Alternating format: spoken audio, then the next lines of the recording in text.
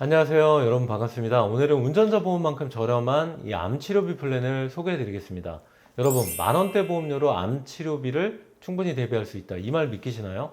오늘 영상 끝까지 보시면 정말 가성비 플랜이다라고 느끼실 건데요. 오늘 내용이 도움되시면 구독과 좋아요도 한 번씩 부탁드립니다. 최근에 한 유명 연예인이 이 국민청원을 올리면서 다시 한번 이 비급여 항암 치료비 문제가 화제가 됐습니다. 그의 가족분이 2020년도 유방암 진단을 받으셨고 또 몇 년 뒤에 뇌로 전이가 되면서 안타깝지만 현재까지도 치료를 이어가고 있다고 하는데요. 그런데 문제는 치료보다 더 큰 고통이 이 비급여 치료비라고 합니다. 기사 내용을 보면 다행히 효과가 입증된 항암제를 찾았지만 2개월 약값이 무려 3천만 원으로 연간 치료비는 2억 원에 달한다고 합니다. 그래서 건강보험 급여 적용을 촉구하는 청원을 호소하고 있다고 하는데요. 여러분, 혹시 항암제 병용요법 치료 들어보셨나요?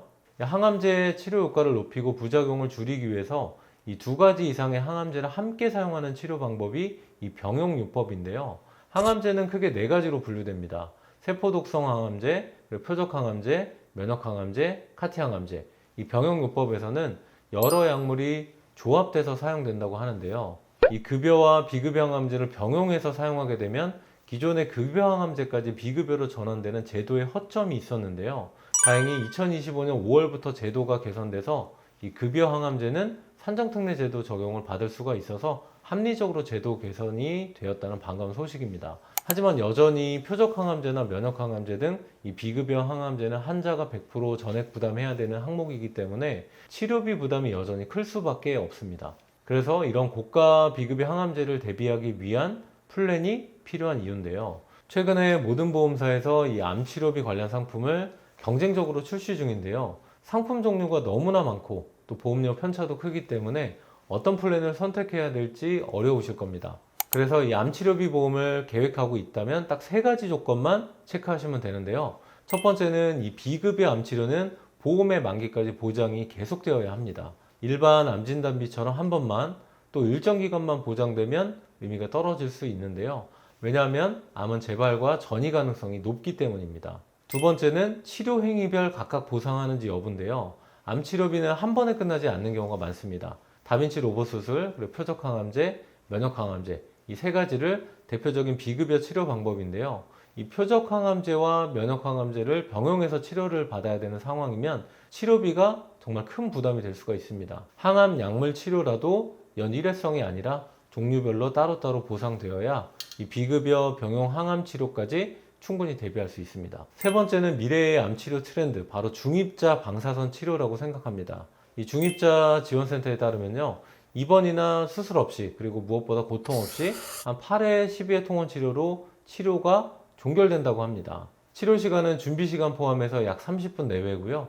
특히 초기 폐암은 1회 치료로도 완치된 사례까지 있다고 합니다. 중입자 방사선 치료 보험금 5천만 원, 보장에 비해서 보험료는 60세 여자 기준으로 2,200원 수준인데요.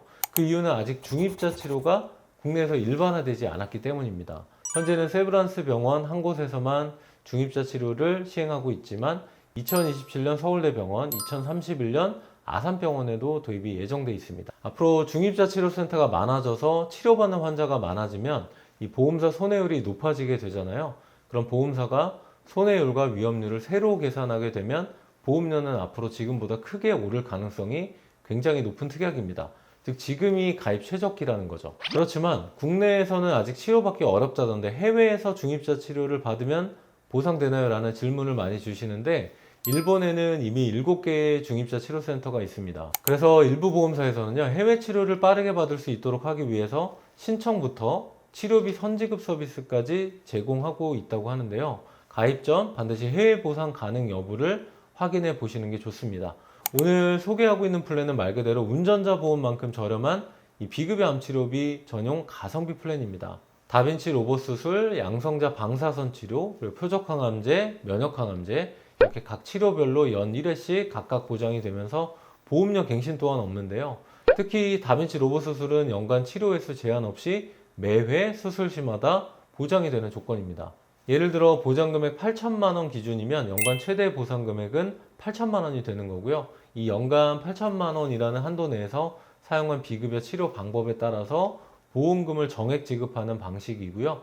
또 만기까지 보장된다는 점에서 타사와 차별되는 장점으로 부각되고 있습니다. 다빈치 로봇 수술을 받게 되면 1,000만 원, 표적 항암제 3,000만 원, 면역 항암제 3,000만 원 이렇게 치료를 받았다면 총 7,000만 원 보상이 가능한 건데요. 보장 금액은 2,000만 원, 5,000만 원, 8,000만 원 중 선택이 가능하지만 보험료 편차가 크지 않기 때문에 8,000만 원으로 크게 가입한도를 설정하는 걸 추천드립니다. 제가 또 이 플랜을 적극 추천드린 이유가 제 고객분 사례 때문인데요. 최근 암 진단을 받은 50대 남성 고객분이 계십니다. 수술 전 암의 크기를 줄이기 위해서 이 독성항암제와 표적항암제 병용 치료를 받으셨다고 하고요. 이분께서는 실비보험이 있으니까 괜찮겠지라고 생각하셨다고 해요. 하지만 통원하면서 치료를 받은 이 표적항암 치료는 실비가 큰 도움이 안 되기 때문에 결국 암 진단비로 받은 금액을 치료비로 대부분 충당을 해야 됐다고 합니다. 그럼 제가 가성비 플랜이라고 말씀을 드렸는데 보장 조건과 보험료 수준을 한번 보겠습니다. 유병자 간편보험 8년 고지형 기준이고요. 60세 여성 기준 20년 나 90세 만기, 그리고 중입자 방사선 치료 5천만 원, 그리고 비급여 암치료비 연간 8천만 원 한도 보장 조건인데요. 보험료 오르지 않는 비갱신형 보험료가 불과 9,288원입니다. 굉장히 저렴하죠? 40세와 50세, 60세 여성 기준 유병자 간편보험 기준으로도 보험료 약 10,000원 수준이고요. 보장기간이 상대적으로 짧아지는 50세, 60세 여성이 오히려 40세보다 더 저렴해지는 특징도 있습니다. 이 정도 보험료면 충분히 가성비 플랜이라고 할 수 있겠죠. 다만 해당 보험사 최소 보험료 기준은 10,000원 이상인 점 참고해 주시고요. 하지만 모든 상품이 장점만 있는 것은 아닙니다. 이 플랜의 최대 단점은 이 비급여가 아닌 급여 항목 암치료비를 받았을 경우인데요.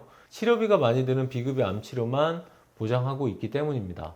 하지만 급여 항목 치료비는 산정특례 제도 적용을 받기 때문에 치료비가 부담되는 상황은 없습니다. 이런 단점이 있어도 충분한 가성비를 가지고 있어서 선택한 플랜이라고 생각합니다. 저희 진짜설계사 보험 분석팀에서는요, 10년 이상의 보험 전문가 분들이 약관 검토 그리고 상품 비교를 통해서 최적의 가성비 플랜을 추천드리고 있습니다. 오늘 내용 도움되신다면 좋아요, 구독, 그리고 주변 분들에게 한 번씩 공유 부탁드립니다. 긴 영상 시청해주셔서 진심으로 감사드립니다. 보험 광고는 심의 기준을 준수하였으며 유효기간은 심의일로부터 1년입니다.